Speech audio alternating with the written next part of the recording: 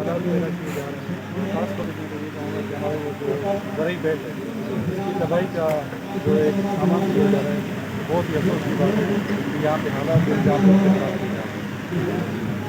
यहाँ ऐसा माहौल पैदा करने की कोशिश की गई है कि कबाइल को आपस में लड़ाने और ऐसे ही हरकतें शुरू हो गई। यहाँ पे यही माहौल रहा तो आगे चल के यहाँ के मुख्तलिफ कबाइल एक दूसरे के साथ बचते हैं।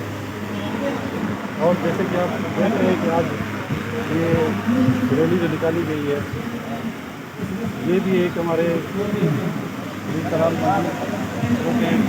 कमेटी के सरकार से मीट थे, उन्हें दिन दिहाड़े यहाँ पे किया गया और उसकी FIR जो है वो इंतजामिया काटने को तैयार नहीं की।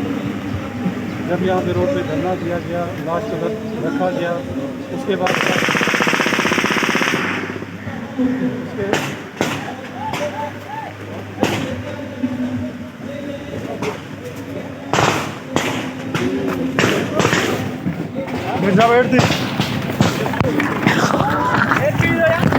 आराम से आराम से